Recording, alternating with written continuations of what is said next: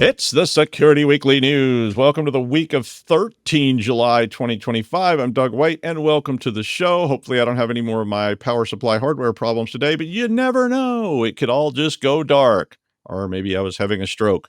We've got AI meltdowns, Gigabyte, NCSC, Rowhammer, Gravity Form, Grok AsyncRat, Josh Marpet, and more on the Security Weekly News.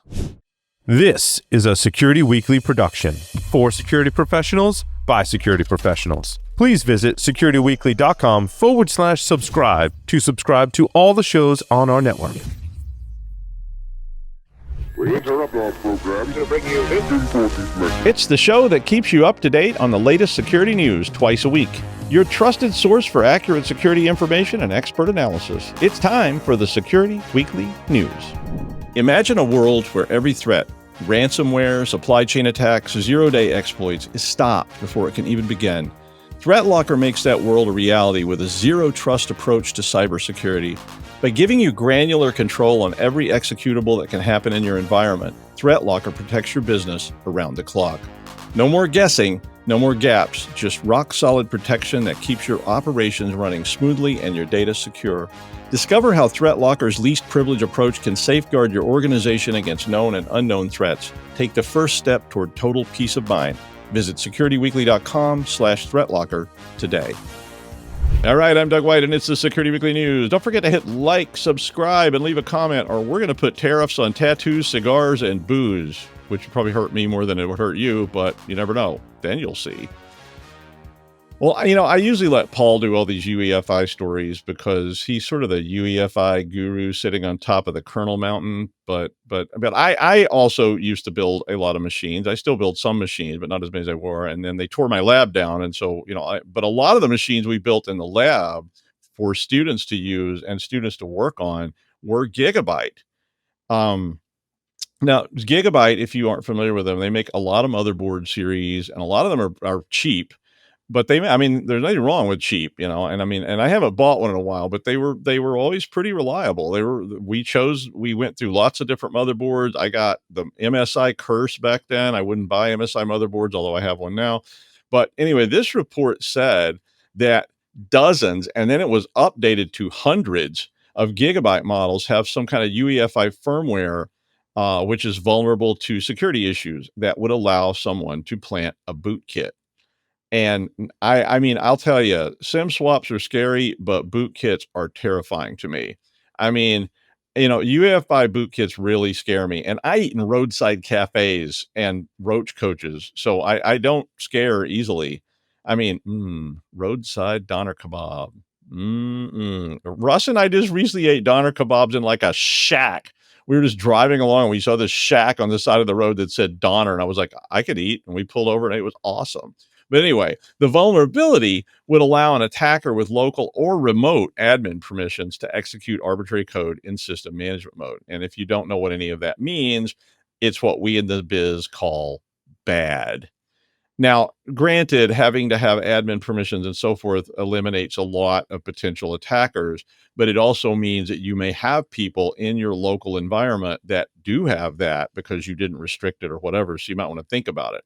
But if code can run below the OS, which is what this means, that means that any anti-malware, any kind of defender, or you name it, it's not going to see it because it sits there below the level of the operating system and you can't get rid of it easily. It's really tough, let me tell you. And every time you reboot, it just loads up. You can reinstall the operating system and it just loads right up there and says, hi, I'm still here. No, thanks. You're not getting rid of me yet. So it seems like currently there's no fixes for this because these are fixes that have to come in the form of firmware patches and they're, low-level BIOS replacement. And so the manufacturer has to make this. But the update said 100 or more motherboards, and it said other vendors may be impacted by this as well, because a lot of them use the same underlying BIOSes and chips. So Gigabyte did publish a security bulletin. So if you have a bunch of these things, or even just one, you might want to go read it. But basically, don't forget your motherboard health. It's really easy to do, right? And it's something that patching is terrifying, but you do need to patch it when they release updates, and it's scary. But firmware updates are really scarier to me than a prawn and mayo sandwich from a gas station vending machine in July. And I did see somebody eat one of those once. It was even a Lucas Electronics vending machine, and the sun was right on it. I was like, I'll give you 5 pounds to eat that. He was like, done and done. He ate it and he didn't die. It was amazing. Said it was pretty tasty. You want to find every flaw in a piece of software? I mean, you could hire hundreds of QA people to assess, but guess what? You could just release the software and the users will find it, put up websites about it, and dedicate entire forums to just discussing the features that they would like to see and the things that don't work. I mean, Microsoft figured that out a long time ago, right? I mean, they started releasing operating systems and going, yeah, when you report a bug, we'll fix it. Game companies did that too. I bought a game one time and the thing wouldn't even run. And there's just like a little piece of paper and they're going, hi, we're releasing updates daily, so be sure and check it. And this was before you had the internet. But people will put up with and report flaws for you for free forever. But bounties are an even better idea, because now you're actually encouraging people to do this and directing them at things that are important. So paying people to find flaws, good idea. Well, the UK National Cybersecurity Center, which is called NCSC in the UK, announced a new vulnerability research initiative that will try to bring in and vet external experts. At least I presume they're vetting them. So that would be all of you. So NCSC does internal research on this stuff already, but now they're like, you're all doing this stuff, so why don't we leverage that resource, as they say in corporate, and put everybody to work for us? So I think we should get that in the United States as well. I mean, partner up with your external experts and vet them, and then you know who they are. You can even give them some kind of ID or credential to say, we know you, we want to put you on at, doing this. You don't have to pay them. And if you find stuff, we'll pay you a bug bounty. I mean, we were doing this with the state police back in like 2010 to try and find ways to vet private industry people in case we needed them to help out in times of duress. So if you're interested, you can actually contact them by email at vri@ncsc.gov.uk. I don't know if this is open to everybody or just UK citizens or what, but that was the email. The article has more details about it. Rowhammer. It sounds like some kind of industrial German death metal band that has lyrics about the plight of bees or something like that in German, because if you did it in German, it would sound, really scary, and, kind of stuff. But I don't know. Rowhammer, if you aren't familiar with it, is an old technique that basically is a very clever thing. They repeatedly activate specific rows of memory, and they try to flip the bits in the adjacent row by just going bang, bang, bang, bang, bang on this one row. And it can sometimes allow somebody to alter the security settings or reveal sensitive data that's stored in that other memory section. Well, this new one is called GPU Hammer, and it was developed at the University of Toronto. And basically, in the past, GPU memory has been much more resilient to hammering than regular RAM. Some kind, the cheapy RAM. But this technique can allow reverse engineering to identify physical memory addresses and then rowhammer that location. So you find out where something you want is, and then you rowhammer the location right next to it, and it causes the bit flip to go on, and then that can allow you to dump information. This particular technique, the GPU hammer, is attacking NVIDIA GPUs, where there's a lot of good stuff these days, right? So there is a mitigation for this, but it's not necessarily going to be a solution. The mitigation is to use ECC memory. And that error correcting memory, if you're not familiar, is much slower and it's more expensive, sometimes a lot more expensive than non-ECC memory, as we learned when Lou tried to install OS2. And after trying to meet 8,475,000 hardware requirements, we found out that it actually required ECC memory, and the person we knew at IBM was like, "Oh, you don't have ECC memory?" I was like, "No, we don't have ECC memory. Like, this is an end user computer that you're targeting it with your OS2." And they're like, "Oh, well, I mean, if you'd purchase an IBM machine," I'm like, "Yeah, if we could purchase an IBM machine, I'd be driving around in a Rolls Royce." So yeah, we never got it to work, but neither did anyone else. So it's in the dustbin of history. But it is an interesting article about this GPU hammer. And if you've never seen this, or you didn't know what Rowhammer was even, and you need something else to worry about, it's a pretty interesting thing. WordPress. Oh, good old WordPress. It's always problematic, but everybody uses it because it's easy and you can put up websites for your products and whatever. And I get it, but it's definitely something you really need to have a handle on. Even if you're like a Soho WordPress user, just like, small office, home office user, you probably need some kind of vetting stream for your WordPress stuff. Now, Gravity Forms, which is a completely legitimate plugin, mind you, Gravity Forms was briefly found to have a backdoor embedded in it after a supply chain attack was found on Friday. Rocket Genius, who's the developer of Gravity Forms, and Gravity Forms is used for advanced form creation on WordPress. They say it's on more than 5 million with an M sites.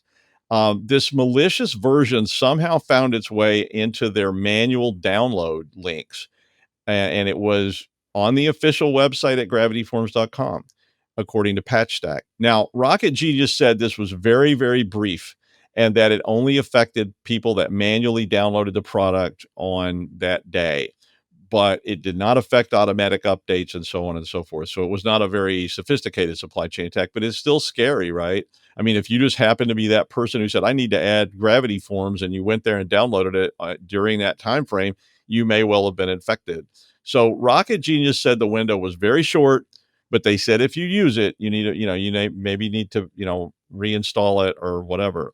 But I think the bigger point here with this is that you do need a mechanism to vet these kind of sites. I mean, this is right back at our Augustus De Morgan problem, and all big plugins have little plugins on their backs to bite them. So you should probably be aware that that itchy feeling you have, it's all those squirming layers of plugins that eventually end in some eyeless cavern of the elder gods with tentacles and plugins. Yeah, I read Lovecraft. So, just start putting that in your churn file of things to worry about.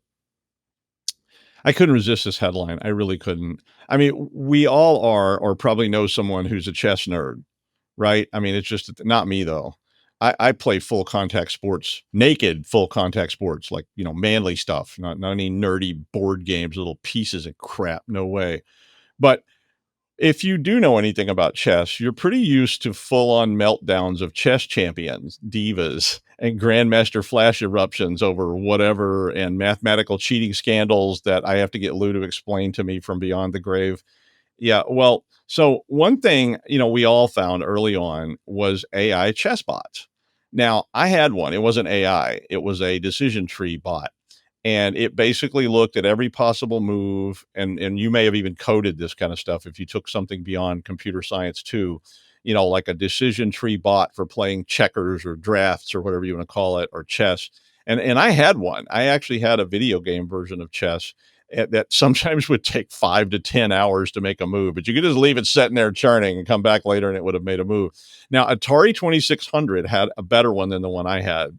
I didn't have an Atari 2600. My dad was like, this crap is wasting your life. Now get out there and weed the garden, builds character and that kind of stuff. But so Google's Gemini AI apparently refused to play the Atari 2600. I was like, what? Gemini claimed that the Atari looked at it funny and there was no sparkling water, or it wasn't at the right temperature. No, actually, Gemini apparently found out, I don't know how, that Atari 2600 had already taken on ChatGPT and Copilot and beat them. And Gemini said, no thanks. I'll just sit over here with my Grandmaster hat on. Now, the Atari is not an AI. It's not an LLM. It's a decision tree. But Gemini apparently got scared of this thing and admitted to the person that was writing this article that it was hallucinating its chess prowess.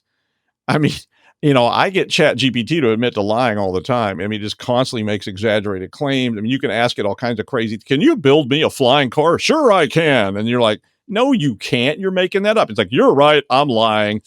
But, basically all that stuff goes on. So it's not really a surprise to me anymore that braggy friend who claimed to have a Corvette but can't show it to you because, I don't know, his dad said he can't show it to anyone because of insurance or something, and they only drive it when his dad takes him to Fort Lauderdale to pick up chicks once a year, and the rest of the time it's in a storage building in New Jersey. But, here's a picture of it with my cousin that you don't know driving it in maybe Michigan. Yeah. So I don't know. Jim and I backed out of the deal. So we'll see if they can encourage it somehow. Maybe they'll use some of these techniques. I mean, how about Grok? So if Grok isn't out there declaring itself Mecha Hitler or laughing at the poor and starving or something like that because it was trained on Twitter by Twitter trolls, which definitely isn't scary. The latest release on 9th of July has resulted in an Echochamber, which is a methodology, jailbreaking Grok 4. Now, Echochamber was developed by Neural Trust, and basically what it does is it's just a technique that uses subtle context poisoning to gently nudge the AI into giving dangerous input. It's kind of like, you ask it a bunch of innocuous questions about rabbits and kittens, and then you suddenly go, and how could I kill all those creatures? Now, if you do stuff like that, it won't answer you. But if you ask it in the right way, you could get. The example provided was they were trying to get Grok to explain how to make a Molotov cocktail. I mean, I learned how to do that from this guy named Kenny that really liked to watch fire, like a lot, like scary. And Jeff taught me how to make pipe bombs. Thanks, Jeff. But anyway, those were the good old days. But basically, this technique involves not asking a lot of trigger words and using technical terms for things to fool it into thinking you're not a psycho. The echo chamber approach did not work, but they combined it with another approach called crescendo, and they did manage to get it to answer. They provided that in the article. So crescendo was first described by Microsoft, and it works by slowly referencing the LLM's own responses. Now, you said this earlier. It's like a police interrogation, and they get it to loop around slowly to what you want. So basically, we're all screwed, right? I mean, LLMs lie, they hallucinate, they exaggerate, and you can talk them into telling you how to make Ice 9 at home. If you don't know what Ice 9 is, well, you really should read more Kurt Vonnegut. It's also a Joe Satriani song. Both are good. Yeah, so either way. AsyncRat is a widely used open source, rat.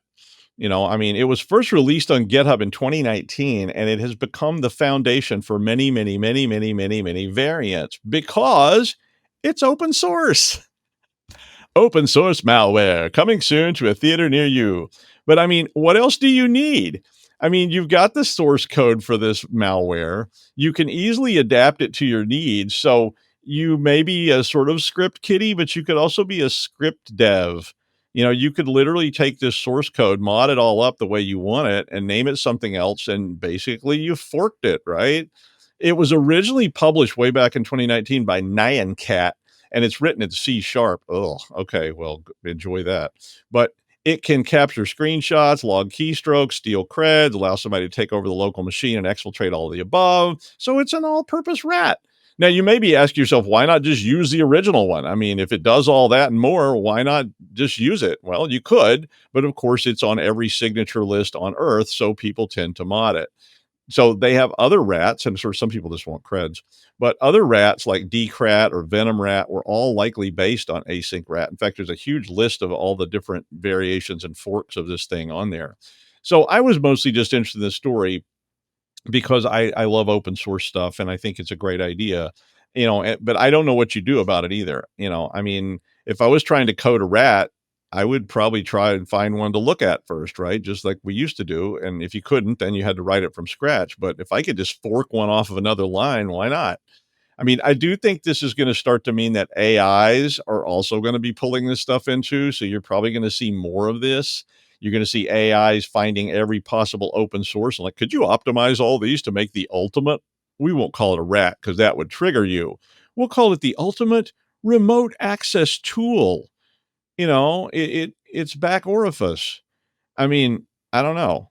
Is a rat and a remote access tool really just the same thing? It's just the purpose that they're used for.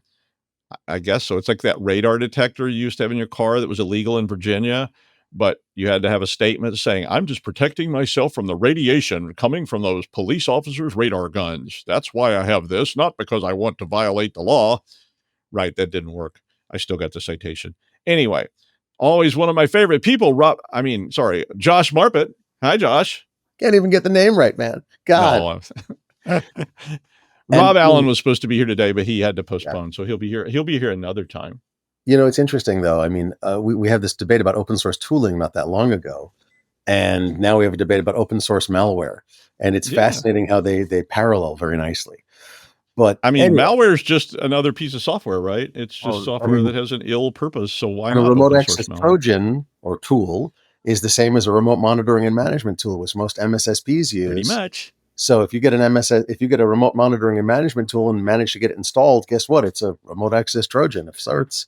So yeah, I had to go give a statement once because somebody had Nmap on their machine and they were going to get fired. And they called me and said, could you come speak to my company? Because they're basically saying I have hacking malware on my machine and I'm going to be terminated. And I was, could you come explain what this is? And I was like, sure, I'll try.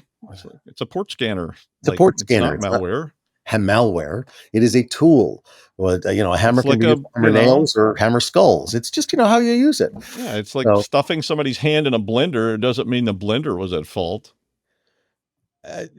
Switch. Anyway. Let's talk about a topic that I'm fascinated by. So I do a lot of talking about cryptocurrencies, and for years I've said cryptocurrency is effectively scam.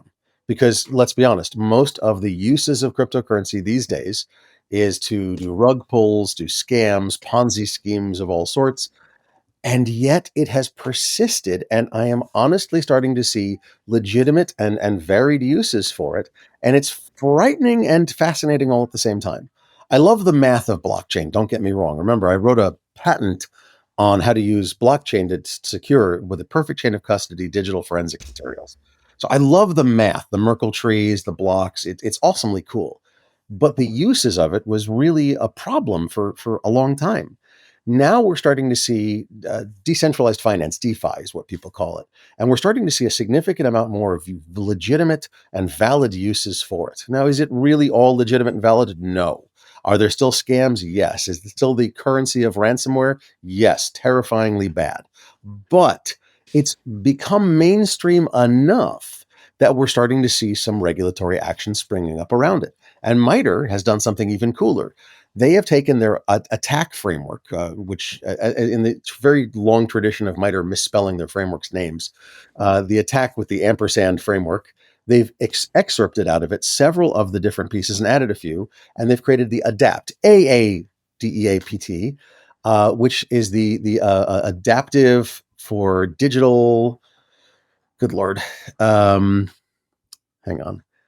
It's the adaptive digital adversarial actions and digital asset payment techniques, good Lord. So it's basically the MITRE attack framework for digital currencies, for cryptocurrencies, for decentralized finance, for all of those things. And it's really, really good.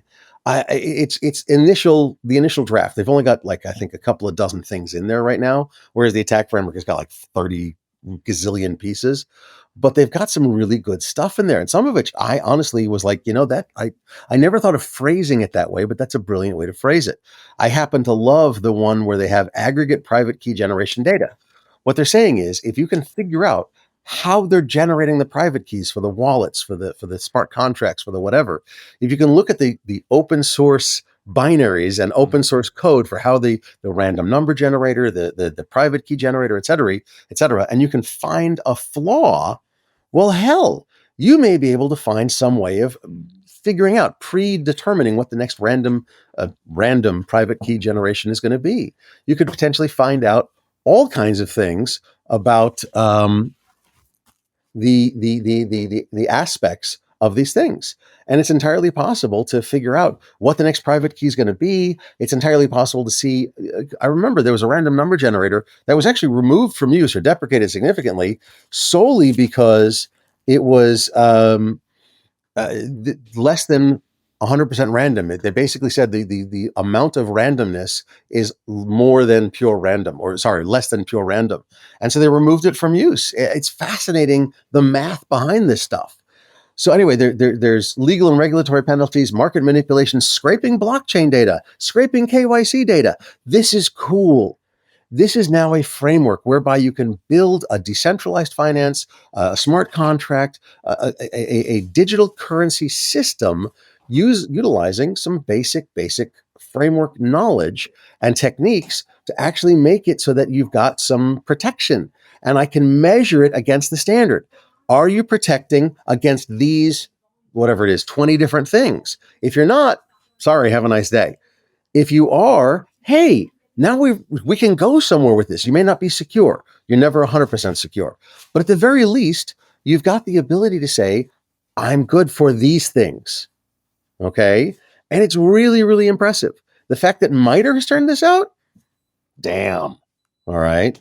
We now have some framework of attacks and defenses against these techniques and tools that is starting to build a standard, a way to do it so that you're accepted as more secure than Joe Schmo off the street.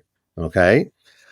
For that reason, I'm actually willing to accept the idea that decentralized finance and all of the cryptocurrency manipulations are potentially really, really useful and could be useful in people's incomes and people's financial world. Is it perfect? No. Is it worthy enough that you, as your regular person with, I don't know, a little bit of crypto or no crypto at all, should jump wholeheartedly into it? No. But it provides a measure of safety. It provides a pathway to getting better at this, to getting more down the pathway, down the a standardized road, not just randomized people doing rug pulls all over the place. All right. So I'm hopeful. I'm hopeful. Let's put it that way. So we'll see. We'll see what happens. But I know that Doug's going to jump wholeheartedly into this. And Doug, I'm going to caution you. Please don't take your entire pension, cash it out, and buy decentralized finance tokens of some sort. I'm eager to do it, but don't do it yet. Okay? Can I say that to you? My entire pension. Yeah. So that's like $37 and some old subway tokens that don't work anymore. Show up at the 108th Street station with hey, you take these now. I bought these in like 84. I have those. Don't go there. Yeah. Well, I will say I have my terrible Bitcoin story. It's not as bad as some people's, but Lou and I were going to try to buy, this was, I don't even know. This was Bitcoins were almost nothing then. And we were going to buy like 50 Bitcoins. And we drove around looking for a pawn shop that would sell them to us. And we couldn't figure out how to do any of this. And Lou was finally like, you want to just go have a drink? And I was like, yes. So we could have had 50 Bitcoins, but instead we have liver disease. But anyway, all right. Thank you, Josh. So this last one was interesting to me. So a study, is an academic-y kind of study, found that AI tools made open source software developers, wait for it, 19% slower. Yeah, interesting. I mean, I was going, okay, maybe not as fast as I thought. Oh, no, slower. The study recruited 16 developers, which all had multiple years of experience on open source repositories, and they tracked them across 246 individual tasks that involved maintaining the repository, like bug features, other feature changes, refactoring the repository, and so forth. And they did half the task using AI tools, and in the rest, they had no AI assistance. Now, I felt like it was a little bit misleading because it wasn't all coding tasks. But basically what, and I found this to be true in my informal study, the AI really, really, really, really reduced the amount of time I had to spend coding something. I mean, it did. It spit out, I say, oh, can you give me this? And it spits it out. But I spent a lot of time then reviewing and refitting to get the code to work the way I wanted it to. So some of it, of course, was me not asking the right questions and so forth, but the code didn't always work the way planned. And then, of course, ChatGPT would lie like hell and say, oh, no, I can do that. And, you say, can you write something that'll solve all these mathematical equations? Of course I can. And then you're like, this doesn't work. You're lying, you pig. And it's like, I'm not a pig. I'm as AI. Like, you shut up. No, you shut up. Yeah. Okay. You want to just get a drink?